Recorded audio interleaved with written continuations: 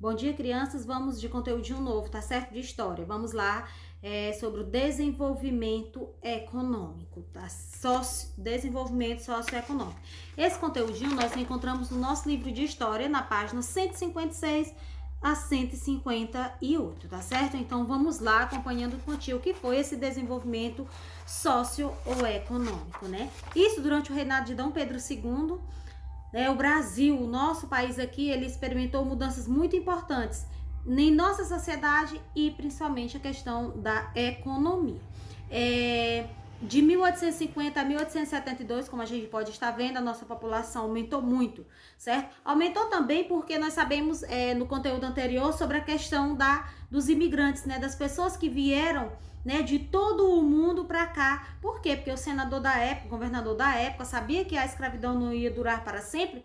E aí, por esse motivo, começou a fazer propagandas enganosas, né, para a Europa, para os outros países, para que as pessoas viessem para cá.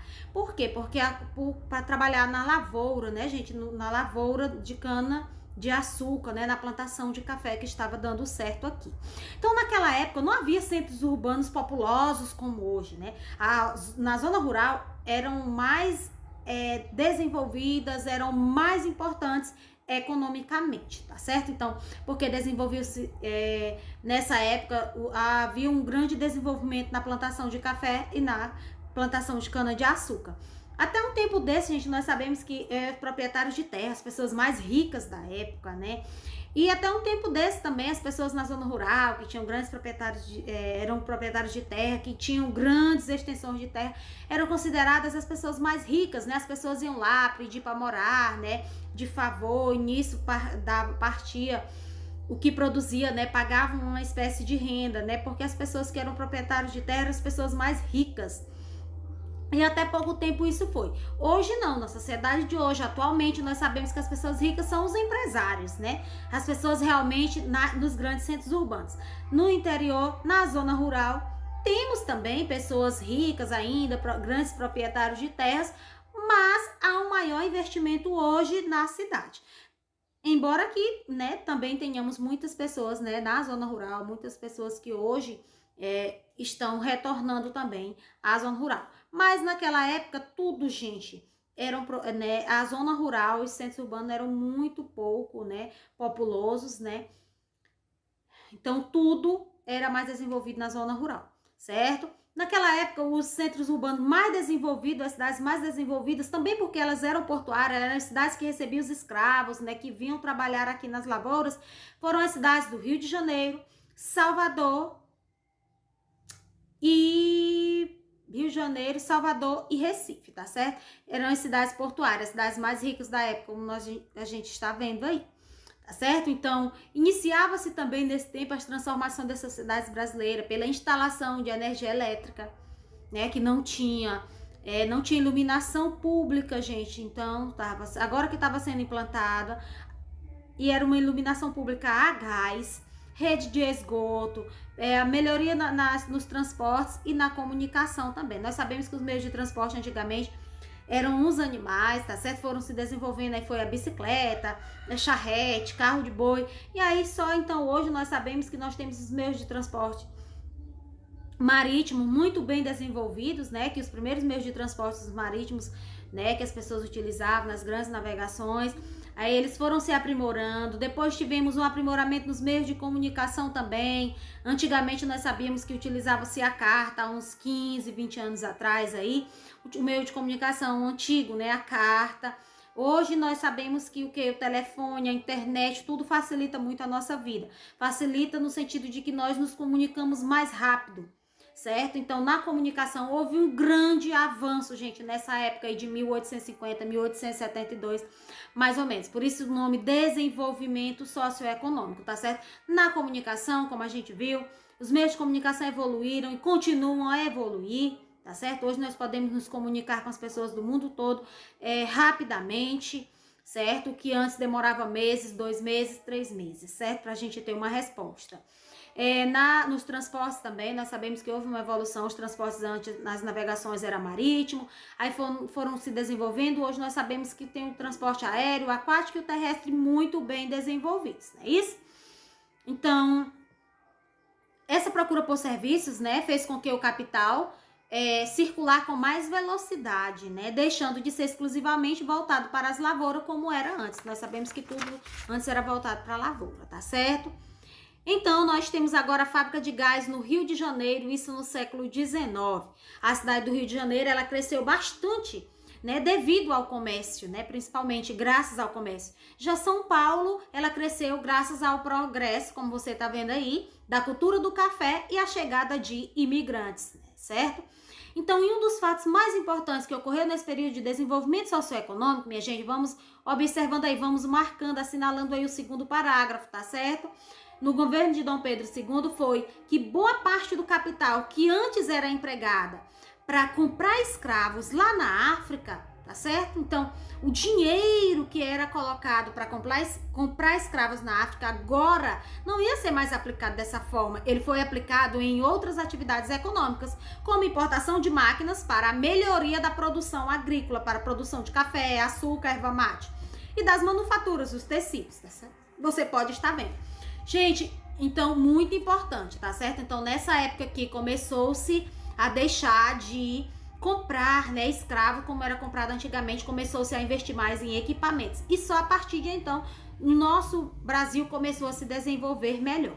Gente, muito influente nessa época, né, durante esse período, uma pessoa que muito contribuiu para o desenvolvimento socioeconômico do nosso país foi Irineu Evangelista de Souza, mais conhecido como Barão de Mauá.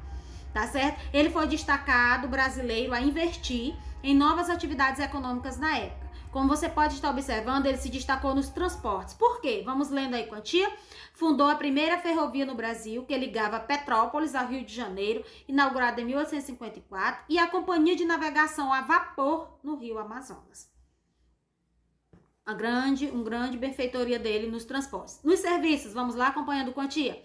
Era sócio da empresa de iluminação pública no Rio de Janeiro, certo? A iluminação que era a gás, né? Estava sendo implantada, responsável pela instalação do cabo telegráfico submarino, certo? Você pode estar observando aí. Queria facilitar a nossa comunicação com a Europa, certo? Isso em 1874. Então, criou também no Rio de Janeiro um estabelecimento para a montagem de navios a vapor. As peças eram produzidas na Inglaterra, importadas e montadas no Brasil. Tá certo? Então, tá aí a imagem, né? O Barão de Mauá, ele foi importante na época do Império. E suas ações contribuíram imensamente para que os europeus montassem aqui suas indústrias, tá certo, gente? Ele deixou de investir na compra de escravos e investiu na compra de máquinas, de equipamentos, onde pudesse vir a desenvolver o nosso Brasil. Aí aqui a tia colocou um textinho, né? Onde nós podemos ler e saber mais, né? Das benfeitorias, né, realizadas por Irineu Evangelista de Souza, tá certo? Que ele que fez, né, um homem simples e que tanto contribuiu para o nosso país com relação ao desenvolvimento. Você vê aí que ele era empresário, industrial, ele era banqueiro e político brasileiro. Ao longo de sua vida recebeu vários títulos, um dos foi o Barão de Mauá, né? Também ele é patrão do Ministério do Transportes e pioneiro em várias áreas da economia do Brasil, tá certo? Um dos seus maiores feitos foi de ter empreendido a construção da primeira ferrovia brasileira, certo? A Estrada de Ferro Mauá, no estado do Rio de Janeiro. Ele tinha origem simples, né? Ascendeu socialmente pelos próprios méritos e iniciativa, um homem forte, trabalhador, sendo considerado um dos homens mais importantes do país, né, naquela época, estando à frente das principais iniciativas de progresso econômico no segundo reinado, né, aqui no Brasil. Então, incompreendido por uma sociedade rural e escravocrata, atualmente é considerado o símbolo dos empreendedores capitalistas brasileiros do século XIX. Viu, gente? Foi precursor no Brasil do liberalismo econômico, da valorização da mão de obra, do investimento em tecnologia, das transnacionais brasileiras, da globalização, do multilateralismo e do Mercosul, tá certo? Então, ele teve assim, uma grande importância a questão da nossa evolução econômica, a valorização da mão de obra, começou a valorizar a mão de obra daqui, deixou de pegar escravos lá na África, investimento em tecnologias, né? Deixou de comprar escravo, começou a investir em tecnologias, a questão das transnacionais brasileiras de virem realmente comprar as fábricas, indústrias e fazerem aqui, né, começar a fabricar. Por isso que São Paulo, né, ainda hoje, a questão da mão de obra, né, do emprego, as pessoas acreditarem que lá tem uma grande oferta ainda de empregos. Vem dessa época aqui, tá certo? Da globalização mesmo, né? Da comunicação com os outros países, multilateralismo e também do Mercosul. Então foram umas grandes contribuições dele. Agora aqui nós temos também esse texto do padre Antônio Vieira, gente, falando... esse texto é bem... Você tem que ler ele umas 2 vezes. Ele é claro, não sei se você vai entender direitinho, mas ele é bem interessante, certo? Que ele fala doce inferno, açúcar e escravidão. Ele fala da vida do escravo aqui, tá certo, gente? Antes do Barão de Mauá, né? Antes, né? Quando ainda a mão de obra era escrava. Ele fala desse texto, da vida dos escravos aqui, que era muito triste, era muito sofrimento, tá certo, gente? Essas imagens aí representando a plantação, né, de cana-de-açúcar, plantação, corte, tudo eram feitos pelos escravos. Você pode estar observando aí os engenhos, né, na segunda imagem, né, os animais, a questão da colheita, plantio, a moagem da cana-de-açúcar, tudo era feito pelos escravos e tudo pelo serviço braçal, tá certo? Você pode estar observando aí estas imagens. Então, esse texto aí é um texto muito interessante de Padre Antônio Vieira, que retrata esta realidade. Vamos lá. Que coisa há na confusão deste mundo mais semelhante ao inferno? Ele faz uma comparação da vida do escravo ao inferno, viu? A vida no engenho. Que qualquer desses vossos engenhos... Por isso, foi tão bem recebida aquela bela discreta definição de quem chamou a um engenho de açúcar, né? Não é açúcar, doce inferno, quer dizer, né? E verdadeiramente, quem vir na escuridão da noite, aquelas fornalhas tremendo, perpetuamente ardente, nas fornalhas de fogo, né? Queimando, né? Para aqueles caldeirão, para poder, né? Ferver, para poder fazer rapadura, fazer cachaça, fazer melado, tá certo? Então, as labaredas que estavam saindo a barbatões de cada uma pelas suas bocas ou ventas, por onde respiram um incêndio, né, muita fumaça, né, os africanos banhados no suor, muito quente, né, próximo àquelas caldeiras fervendo, negros como robustos, que administram a grossa e dura matéria ao fogo, né, e os forcados com que o revolvem e atiçam, tava o tempo todo atiçando aquele fogo muito quente, eles ali morrendo de calor, né, com fome, tá certo? Eles que administravam tudo, certo?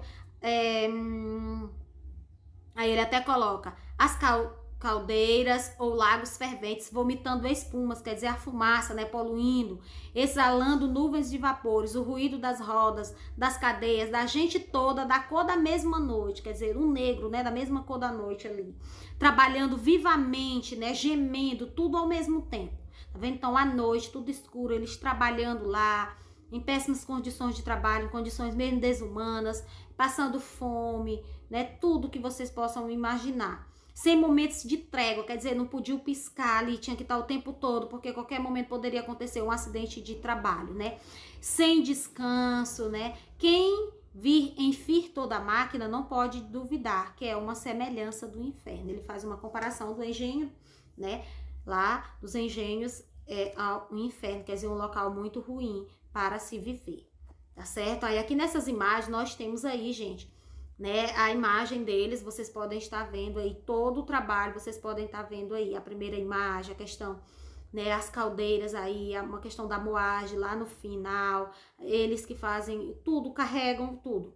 Na segunda é a questão da moagem, mas você vê que pelo pau, porque naquela época não tinha tecnologia, né, gente? Tudo era mesmo braçal, manual, você tá vendo aí, ó, eles imprensando aí, no braço, um de um lado, outro do outro, colocando muita força. Aí embaixo da mesma forma, organizando, né, para fazer. E os animais que ajudavam eles também no transporte, aí abaixo também vocês podem estar observando. Aí aqui nós temos, como a gente falou, a fábrica, a imagem, vocês podem estar vendo naquela época, imagens preta e branca, né, sem muito você vê aí, ó, os animais puxando, né, naquela época não tinha a evolução no meio de transporte, meio de comunicação, né. A fábrica de gás do Rio de Janeiro, isso no século XIX, você pode estar observando aí os animais ainda, né, século XIX, sendo como um dos principais meios de transporte. Aí embaixo nós temos a evolução urbana da cidade do Rio de Janeiro, tá certo? Você pode estar vendo aí de um lado, né, a mesma rua aqui no século XIX, tá certo? A evolução. E hoje, tá certo, gente? Foram sendo substituídas, né, foram sendo modernizadas e hoje nós sabemos que as casas, né, as antigas casas foram perdendo para a construção de prédios, como vocês podem estar vendo aí, a pavimentação, tudo foi mudando, tá certo, gente? Então, esse conteúdinho, crianças, a gente encontra no nosso livro de história, na página 156 a 158. Então, vocês deram uma lidinha. E em seguida, vocês façam atividade na página 159 a 161.